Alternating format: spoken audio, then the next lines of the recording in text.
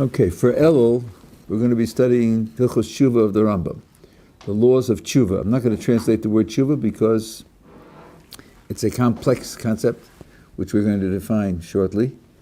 This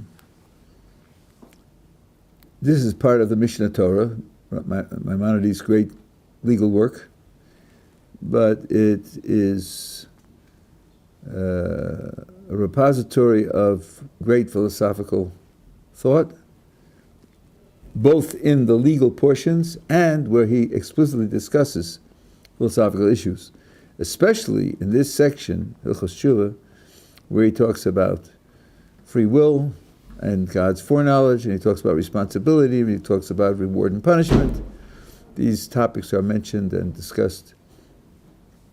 So we'll see how far we get.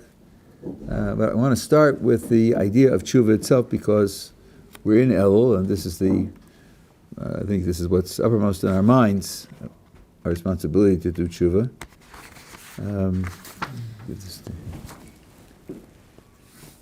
So this really is the second chapter where he introduces the concept, and it would be natural for you to ask, how is it that he doesn't introduce the concept in the first chapter? That would be a good question, and we'll get to that in Yirtzeh Hashem. And in fact, and by the way, you have the Hebrew here also. It's, underneath the English for each paragraph, you have the Hebrew. If you look on the second page, which is the back of the first, I see it printed both sides of the page, which is very good. The question of the second paragraph is, what constitutes tshuva? If I were writing this section, I would start with that question. I would start the very beginning with, this is the laws of tshuva, what is it? And define it. And then go on to explain how it works and when it works and what its conditions are. Rambam doesn't do that. And even in this chapter, which is chapter 2, on the first page, he starts off with, what is complete tshuva? And that's also very peculiar. What is complete, what? Tshuva? I haven't told you what tshuva is. Wait a minute. Well, you'll get to that in the next paragraph. Let's start off by asking what complete tshuva is. Doesn't sound like an orderly presentation of the concepts. So, I will explain all of that to you, bit by bit. Well, let's start with the second paragraph, which is on the back of the first page. Let's look at the concept of tshuva itself, what it is. And then we'll come back to the first paragraph, and then we'll go back to the first chapter and see how it compares. So, the Rambam says, what constitutes tshuva? That a sinner should abandon his sins and remove them from his thoughts, resolving in his heart never to commit them again. So we have three things here, which we'll have to define what the three are. Abandon, remove from his thoughts, and resolving in his heart never to commit them again. And he quotes a verse, the wicked should abandon his ways. Similarly, he must regret the past. Those three are for the future. He has to regret the past, what he did. We'll talk about that and why they're different, why they don't depend upon one another. Now, the next part is my translation, according to the Kesef Mishnah. It's not the translation from the source that I took this. It's not the translation which you will often hear, but I'll explain to you why this translation is correct. He must reach the level where he can take as his witness he, capital H, who knows what is hidden, that he, little h, will never return to his sin again. It means as follows. I say, I promise you that I'll do this, or I tell you I really didn't do that, or I really did do that, and if I want to emphasize it, I want to show you how sure I am of myself, I say, even ask George, he'll tell you. He knows how honest I am. He knows that I keep my word. He can tell you that I really mean it. When I tell you, you should have no doubts about it. So here he's saying that he should be able, the sinner, should be able to take God as his witness, that he, the sinner, has really resolved never to go back to it. And he quotes a verse, and he has to confess verbally. And confess here means confess to God. So, let's go through them one at a time. The first section was 3 prescriptions for the present and future. Abandon his sins. The natural understanding of that is, stop doing it. Guilty of anger, or he's guilty of being seduced by cheeseburgers, or he watches football games instead of going to the Seder and learning Gemara. Stop it. Don't do it anymore. That's number 1.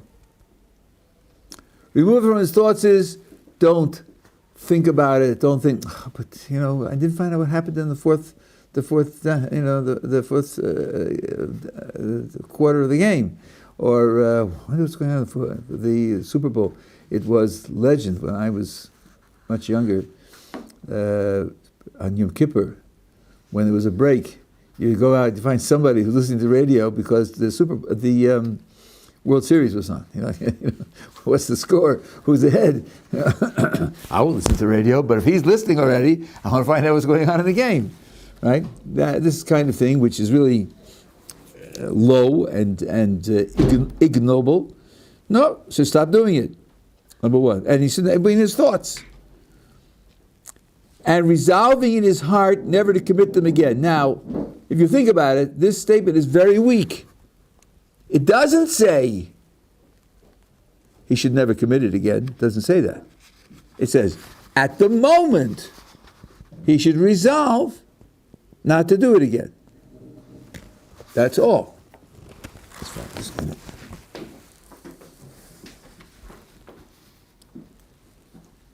Now, if you skip to the next paragraph, these words are a reinforcement of what I just said. He should be able to take God as his witness, God who knows what is hidden. Hidden means hidden in his heart, hidden from everybody else, and even, as your local psychologist will tell you, it may be hidden from you what's in your heart. You don't understand your own heart. You face yourself with rationalizations and excuses and hopes and fears, and you may hide from yourself what's really going on in your heart. No, you should be able to take God, who knows your heart, those things that are hidden, as your witness, that you really mean that you're not going to return to this sin again. And the verse in Hosea supports this translation. What is the verse that proves this? We will no longer say to the work of our hands, you are our gods. That's the expression of the sinner's resolve not to go back to the transgression. We won't do this anymore. So again, all that you have here is a statement that I really mean to change my ways. It does not say that he has to succeed in changing his ways. So that's one. The other is regret. Now, these two, resolving to change your ways, on the one hand, and on the other hand, regretting what you've done in the past, are independent of one another. Neither one implies the other. A person may say, it was great fun while I was doing it. I don't regret a minute of it. I really had a good time. But the police are on to me, or I've reached a certain health limit where it's dangerous for my health, or I have other commitments and it's interfering with other commitments. I'm not doing it anymore. But boy, did I enjoy it while I had it. This person is resolving to change the future without regretting the past. A little more subtly, a person may say, I did it, it's wrong, I wish I hadn't done it, but I can't change. And he may be right about himself or wrong about himself. But it's not an inherent impossibility for him to say, I regret having done it, but I'm not going to change. So doing tshuva requires both. They're independent from one another, there's no redundancy here. On the one hand, he has to resolve to change, and he has to change, at least immediately. He has to stop doing the transgression. And he has to regret what he did in the past. And then he has to also give a verbal confession. Now, there's something deep here, I think. We have three conditions. If I would ask intuitively, which is more important, which ones are more important than the other, stopping, committing the crime, resolving not to do it in the future, regretting that what you've done in the past sounds very serious. This is taking responsibility for your life. Not fooling yourself, not indulging in rationalization. Confessing it to God, as we say in Hebrew, what's the big deal? Okay. Maybe it makes it more vivid psychologically, so it'll be more permanent. But it's not obvious at all why this is, whether that this is on a par with the other two. As we will see in chapter 1, Maimonides learns the whole responsibility for tshuva from a verse which says that you should confess. That sounds like the tail wagging the dog. You're taking the least significant element and making it the source for the entire institution. Now, if you have a taste for mathematics and logic, you could make it work with a trick. Of course, as we will see, what is he going to say in the confession? He's going to say, I regret what I did in the past, and I've resolved not to do it in the future. That's what he's going to say. Well, we don't expect him to be lying. We're talking about a sincere confession. So, a sincere confession includes resolving to change the future and regretting the past, because that's what he says in the confession. So you can make the confession into the source for the whole thing.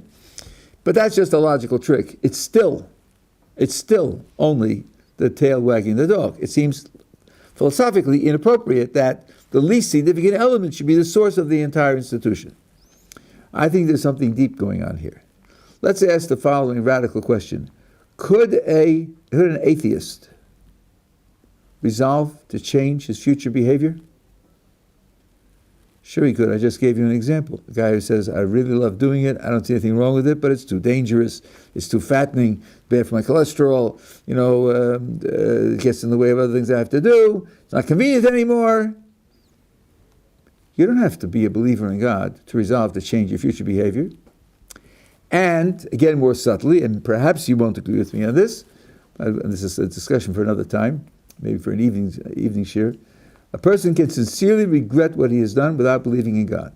He can sincerely regret, he can identify, he can judge that what he has done is wrong. Nothing incoherent in doing that. Nothing intellectually irresponsible in doing that.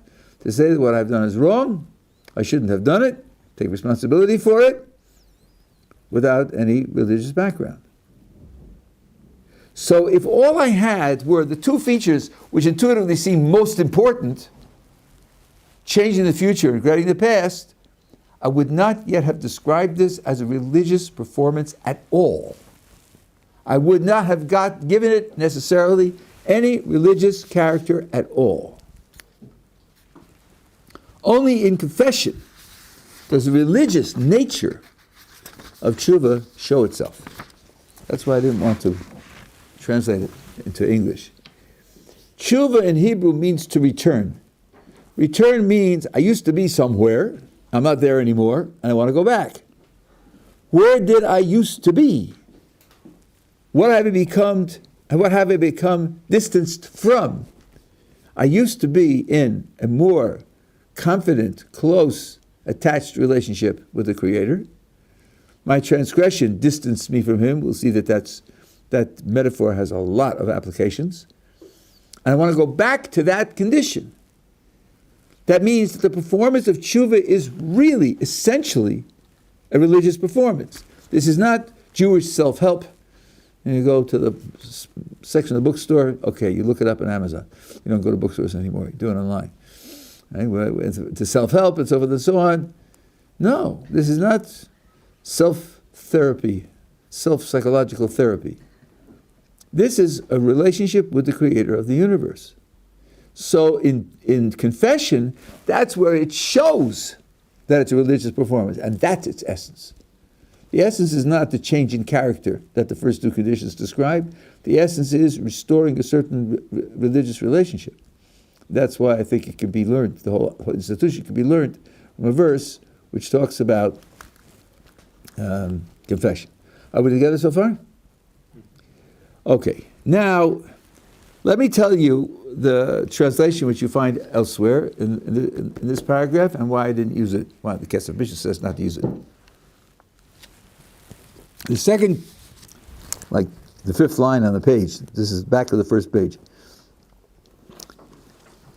I wrote for you here, which is based on the Kesef Mishnah, he must reach a level where he could take as his witness, he who knows what is hidden, that it will never return to the sin again. The Hebrew is, it's below actually, it's Yo'id alav yodea talumos, shelo yoshuv lezeh hachet leolam. It's in the, if you read Hebrew, it's in the third line of the Hebrew under base. Now, you could read that he who knows hidden things should give testimony that he, the sinner, will not return to that sin. These two ideas are very, very different. If God gives testimony that I'm not going to do it again, then I'm not going to do it again. God's testimony is fixed, finished, absolute, necessary. There's no open doors after that. If God gives testimony that that's what I'm going to do, then, says the Kesef Mishnah, I have no more free will. God has closed the door. Won't be up to me anymore. I become a squirrel. But that's not true. The fact that a person does tshuva doesn't close the door. A person can do tshuva, and a person can then, in the future, fail. So if I read that with that translation, it wouldn't be true, number one.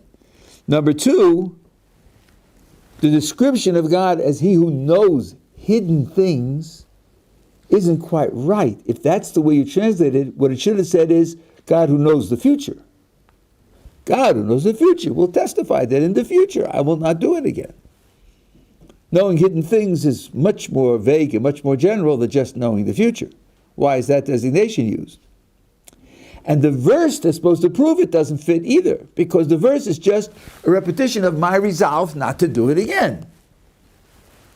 So the translation that I have put on the page here for you is a much, much better translation.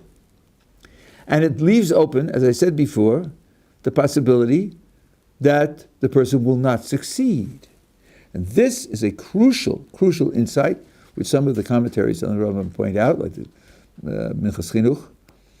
What's the status of temporary tshuva? It's Yom Kippur. We're in shul. We're fasting. We're praying, pleading with God for mercy, and so forth and so on. It's a very serious time. And that seriousness gives us a certain objectivity, a certain resolve, and we make plans and make decisions for the future, and they're very solid. October, November, December, January, February, March, April, solid, in place. Yeah, but by May, it's getting tough. You know, it's 6 months since Yom Kippur already, and life is going on, and it's springtime, and all sorts of things are happening. And by June, he's struggling, and by July, it's over, and he's back to the things he did last year. Does that retroactively invalidate the tshuva he did on Yom Kippur? Do we say, aha, we see now, you didn't really mean it, you weren't really sincere, you were fooling yourself, you're only rationalizing, because all the resolutions that you made at Yom Kippur didn't last. They didn't stay, they weren't permanent. Does that mean that the tshuva is invalid? Rambam's telling you, no, that's a mistake. It can very well be that on Yom Kippur you meant it, that all the conditions of tshuva that we read here were fulfilled. In your heart there was no hesitation and no conditionality. It was a full-fledged resolve to change, and it failed. The philosophical point here is that tshuva presupposes the ability to change. Tshuva presupposes the ability to improve, to become a better person. Well, if change is possible with improvement, change is also possible with deterioration. Change is not a one-way street. Change can go in either direction. So, the improvement of Yom Kippur can be genuine, real, and the deterioration in July can also be genuine and real. The deterioration in July does not imply that the improvement on Yom Kippur was phony, was illusory. Not at all. Both are genuine. What Rambam is telling us here is that temporary tshuva is valid tshuva. That's an extremely important idea. People who adopt this way of life and live it year after year often are facing very difficult problems. And in Kippur, they're confessing and they're pleading for mercy, and then year after year, as the year wears on, they fall back into the old bad habits. And after a while, they can become very discouraged. So I'm not really making any progress, not doing anything, because I'm not becoming better.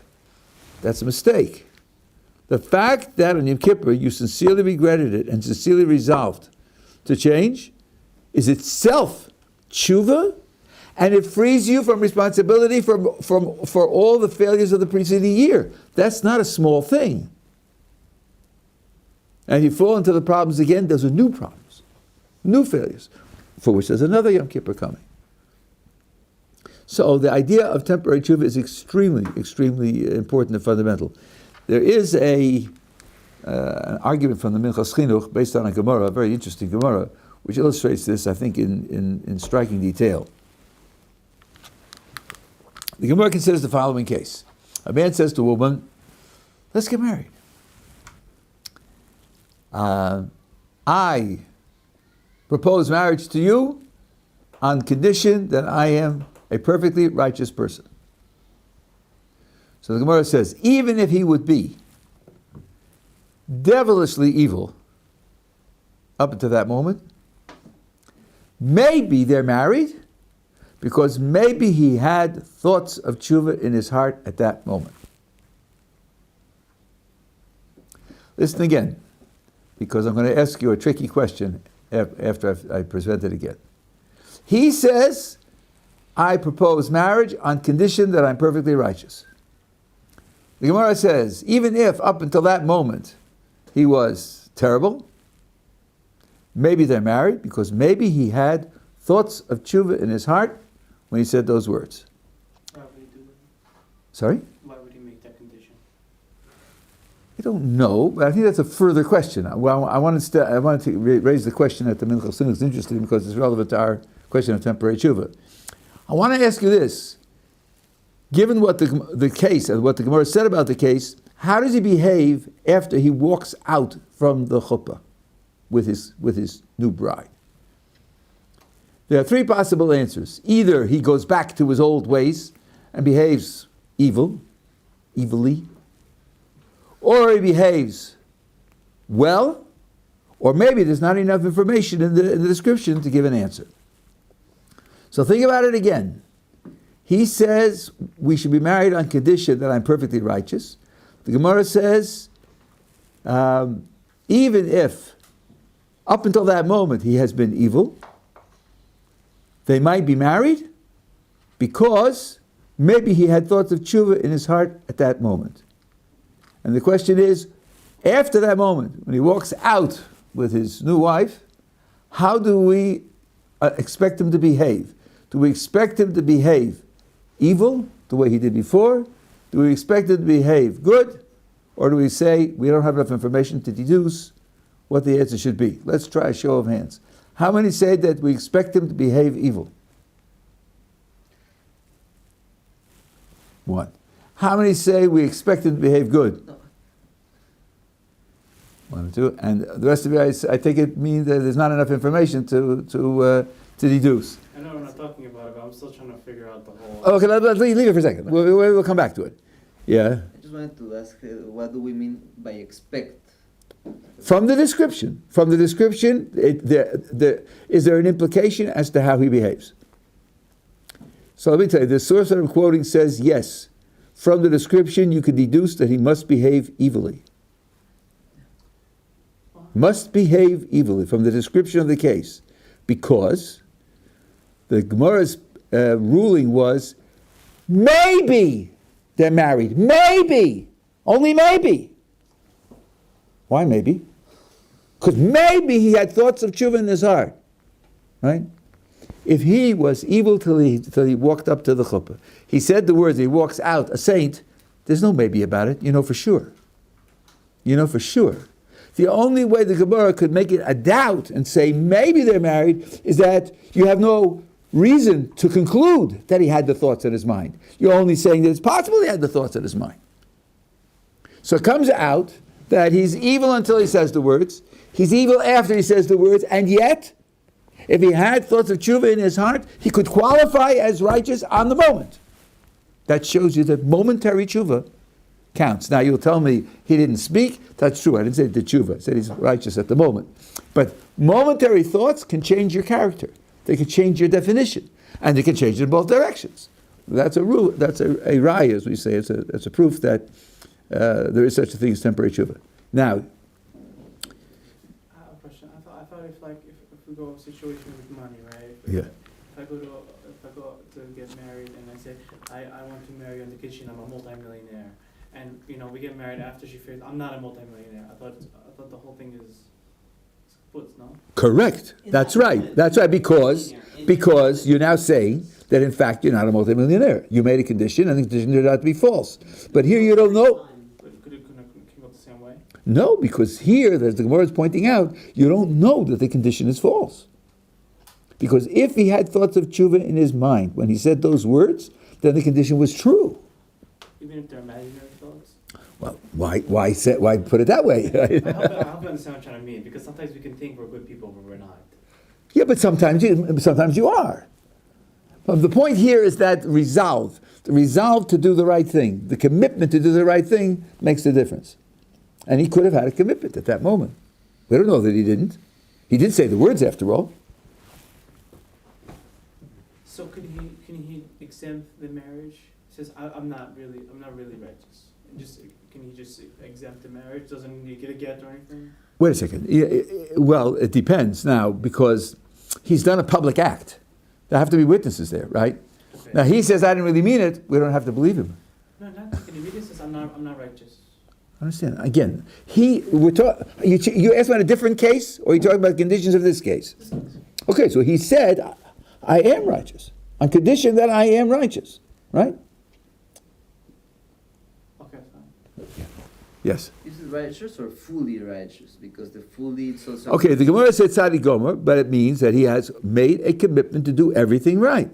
Not holding anything back, Yeah, I'll keep kosher, except for Saturday nights, because that's when they have 2-for-1 bacon cheeseburgers at McDonald's. I'm not giving that up. But all the rest of the days of the week, no, he's got to have a commitment to do everything right. Can someone have a commitment to do everything right if they don't have the knowledge of everything right to do? Oh, this is a very, very important point. There's a Mishnah which says that someone whose actions are greater than his wisdom will stand. His wisdom will remain, will be permanent. Someone whose wisdom is greater than his actions will not. So, wisdom greater than actions, we understand. He knows, he has information, he has understanding, and he doesn't carry it out. That's a bad condition to be in. But how can your actions be greater than your wisdom? This is your question. If you don't know what to do, how can your actions be greater? Rabbi Yonah asked this question, and he gives an astonishing answer. You pick up a Gemara or some Jewish sefer to learn, and you have in mind, I'm learning this in order to know how to live. So whatever I learn in this book, I'm going to do. He gets credit for doing everything in the book before he reads it. That's how his actions are greater than his wisdom. It's an astonishing thing to say. But the Mishnah begs that explanation, because otherwise what it says doesn't make sense. How can your actions be greater than your wisdom? So it is possible. It is possible to have credit for the actions. Okay, so far? Okay, now, if you look back on page 1, the beginning, this was the second paragraph in the second chapter. On the other side of this page, this is the first paragraph in the second chapter, and the Rambam asks, what is complete Juva? So we need to understand, why would you introduce complete Juva before you know what Juva is? That doesn't seem like an orderly exposition. But let's see what it is, and then we'll see if we can help to answer that question. A person who confronts the same situation in which he sinned, and he confronted this same situation when he has the potential to commit the sin again, and nevertheless abstains, and does not commit it because of his tshuva alone, and not because of fear or lack of strength. So, he was in a situation before where he failed, and now he's in the same situation. As the Rambam will explain in the next paragraph, the details. Situation's got to be really the same. And this time he doesn't do it, doesn't repeat the failure. And the reason he doesn't repeat it is not because he's afraid of being caught by the police, or because of his health, or because of money, only because of the tshuva that he has done. That's called complete tshuva. For example, the Rambam here is taking this from a Mishnah in Yuma. A person engaged in illicit sexual relations with a woman. Afterwards, they met in privacy, in the same country, while his love for her and physical power still persisted, and nevertheless he abstained and did not transgress. That's complete tshuva. This person under this condition is called a Baal Tshuva. Gemara, it should say. I should have put this in there. He's a master of complete tshuva. This is what it says by King Solomon. Remember, you're created in the days of your youth, when you're still strong and still have the desires and still have the ability. For the bad days come, when you'll say, I have no desire for them. If he does not repent to his old age, at a time when he's incapable of doing what he did before, even though it's not a high level of repentance, he's about tshuva. Not about tshuva gemura. He's not a master of complete tshuva. He's a master of tshuva. Even if he transgressed throughout his entire life and regretted on the day of his death, he's on his deathbed. What did I do? What did I do? I lived a life like that. I did things like that. And died in repentance. All his sins are forgiven, but he's not credited with a title. He's not called Baal anything, the master of anything, but he did the mitzvah. And since he did the mitzvah, he therefore, his sins are forgiven. Then he quotes the verses that prove it. So we have three levels here. Complete tshuva, and then person who later, when his strength wanes, and then on his deathbed. All three succeed in wiping out the responsibility for the transgressions, but the quality of his performance is different, it changes. Now, let's compare this with paragraph 2 that we read already. First I want to compare it in terms of its details, and then I'll answer the question of the order. What's the difference? Apparently, for complete tshuva, you have to be tested in identical conditions. For tshuva, you don't have to be tested. So how would tshuva work if you're not tested? I'll give you an example. Fred lives in New Zealand, Auckland, New Zealand. And Fred's a nice guy, reasonably good guy, but there's one person up with whom Fred cannot put, as my British friends told me, that's the way you're supposed to say it, no dangling participles. When Fred is in the company of this guy, he loses it. He loses it, becomes abusive and aggressive and nasty. And each time he says to himself, I shouldn't have done that, it's not good, it's not appropriate. And the next time he comes in contact with this guy, he goes to pieces again. So Fred decides, I'm going to lick this problem, I'm going to solve this problem. He moves to Reykjavik, Iceland. The other guy's in Auckland, New Zealand. He's in Iceland, everything's fine, terrific, until he reads in the Reykjavik Times that this guy is moving also to Iceland. So he moves to Los Angeles. He just stays out of the other guy's way. Make sure he doesn't cross paths with the other guy. Has he done tshuva? Yes. Not the full Baal tshuva, but he's done tshuva. Okay. That's one of the things that's handy about having a definition. If you have a question whether a concept applies, take a look at the definition. Did he regret what he did before? Yeah. Certainly sounds like it. Has he resolved, in this case, even succeeded in avoiding doing it again? Yeah. Yes, he has. Right? Confession, we could put the confession in, it doesn't change the case. Those of you who hesitated are thinking, but this is too cheap. He didn't really change. He hasn't made himself into a different person. That's correct. He hasn't. But that's not necessary for tshuva. I call this strategic tshuva. Use a strategy to make sure that your actions will be correct. There's a question of changing your motivational structure, changing your values, changing your priorities, gaining more self-control. Yes, that's important. It is part of the mitzvah. That's part of the definition of complete tshuva. But it's not necessary. In order to get absolution for the things that you've done wrong, you don't have to accomplish that. So that's the difference between the two in factual terms. Tshuva can be strategic and only strategic, whereas complete tshuva has to change a person to make himself immune. Now, let me answer the question of the order, and then I'll take your question. So now, why is the order the way it is? I think the answer is this. There are two ways to understand the relationship between tshuva and complete tshuva. I'll give you a simple comparison to marks on exams. One way is to say, tshuva is the test. If you do tshuva, you get 100. If you do complete tshuva, then you get extra credit. You get 120. There are exams where you can get extra credit. Or, another possibility, the passing grade is 65, tshuva is 65. You passed. You'll graduate. But you left out a lot. Complete tshuva is 100. That's the definition of success, and you scrape by with a barely acceptable performance. Real success would be complete tshuva. Is complete tshuva above minimal tshuva extra credit, or is complete tshuva the definition of the responsibility, and you can get benefits if you don't succeed in doing the whole job?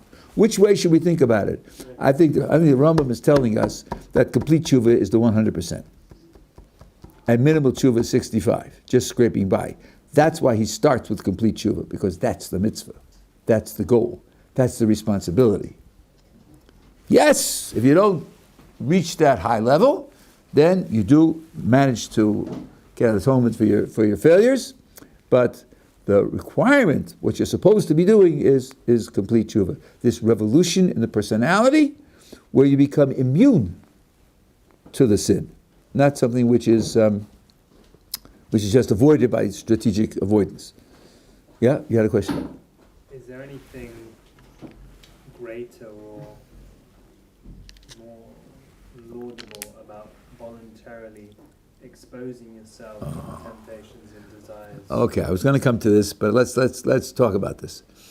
Is there anything laudable about exposing yourself to the conditions of the transgression? Indeed, the way it's written here, it would seem superficially that since the responsibility is to do complete tshuva, and you can't do complete tshuva unless you're under those conditions, that you should actually seek out those conditions to make sure that you're tested. That's absolutely wrong. It's absolutely wrong. It's not a doubt, it's not the 88%, it's absolutely wrong, because the Rambam, quoting the Mishnah in Yuma, is quoting a case where it's forbidden to seek it out. It's forbidden to do it. And the Mishnah is using it for that purpose specifically, to tell you that it's forbidden to do it.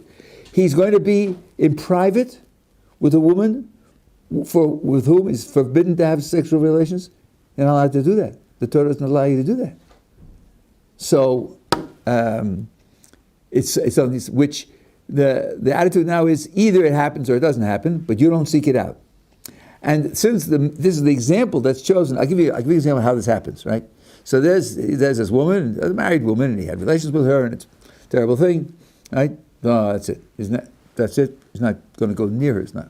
Now he works in the 88th floor of a skyscraper in Manhattan, and he gets in the elevator. He's reading the Wall Street Journal, and it's stopping, every few floors. People getting on, people getting off. Up to floor 80, so almost up to his floor. He glances around. There's nobody in the elevator car but him and her. How did that happen? How did she get here? And between 85 and 86, the elevator gets stuck. Uh-oh. There he is, in seclusion, with that same woman, right? But he didn't look for it, he wasn't hoping for it, he wasn't trying for it. If a Kodesh Baruch Hu wants to test him, he'll manage it. He'll manage it, don't worry. He'll bring it about. But you don't go looking for it. Indeed, Rosh Salanter defined the concept of Chochmas Chaim, life wisdom, as avoiding temptation, staying out of its way, trying to gerrymander your life in such a way that you're compromised as little as possible. If a Kodesh Baruch Hu wants to test you, he'll manage it. We say in the morning prayers, Al Tvi'enu Lidei Nisayom, please don't bring us into a condition of being tested. You'll tell me, but being tested is the whole of life. That's true, and Kodesh Baruch Hu knows that, and he knows what I need. But if I show him that I'm afraid of being tested, I've already demonstrated that I understand what's right and wrong, and I understand what the dangers are, and I understand what the consequences are, and that may be enough. For my spiritual development, that may be enough. I may not require that I actually stand in the test. There are remarkable cases. There's a woman in New York who's a judge, and people come to visit the city hall. They all line up and they shake hands. And when the dignitary is a man, she doesn't shake hands. They're all standing there. She has to stand there because she's a judge, and everybody else shakes hands. She doesn't. When I think it was Rabbi Sachs became a lord, and he has to be inducted by the queen, they communicated to the queen that he cannot shake her hand. And he didn't, because we don't do that. Queen Shmeen. We have our rules, and those rules don't allow that. So but you don't look to be tested. So your question is an on the page question, and that's the answer. We don't look for that. Now, having said that, I will leave you with a problem to which I don't have a solution. Maybe you'll find a solution. Maybe people who are watching the video will find a solution. It's a little peculiar to be told that complete Shiva, which is the ideal performance of the mitzvah, isn't in your hands. You can't control it. Only if Hakadosh Baruch Hu puts you into that situation, but you can't do it. And indeed, Rabbi Yonah, who wrote a classic text on Juva, Shari Juva, says differently from the Rambam. He says that if you make yourself immune, if you strengthen yourself to the point where, if you were tested, you would pass the test, that's complete Juva. You don't actually have to be tested. Because actually being tested is out of your hands entirely. You'll tell me, but how would you ever know that you had done that? So maybe you don't know. So what? The definition of complete Shiva, according to him, is strengthening yourself to the point where were you tested, you would pass the test. And that is in your hands. The Rambam is writing in such a way that it's something not in your hands to do, and yet it's a definition of the complete performance of the mitzvah. I don't have a good explanation for that. Commentaries in the Rambam that I've seen don't ask the question, which probably means it's not a good question. But would love to hear some response to it.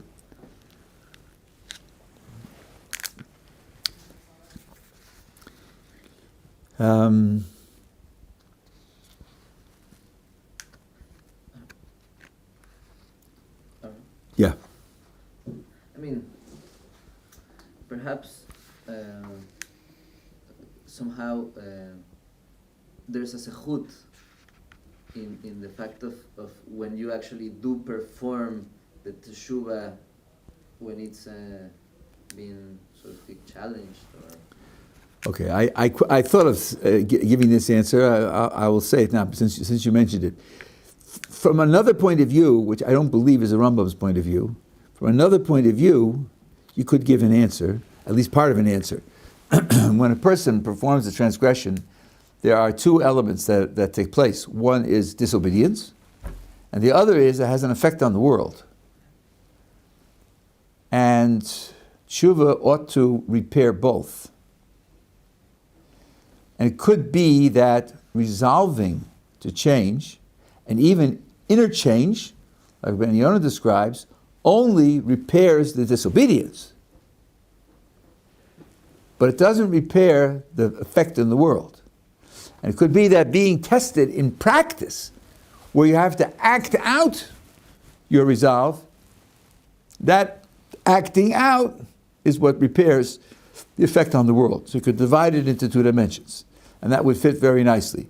Just that I'm not aware anywhere in the Rambam's corpus, of course I haven't read everything the Rambam's written, I'm not aware in any of his corpus where he refers to such an idea that the transgression does something to the world, something to its spiritual structure, something to the divine energies in the world, and that has to be repaired. And by doing complete tshuva, that way he would succeed in repairing those damages. To me, it's foreign to his mental context. So that being the case, I can't propose it as a real explanation of what the Rambam means.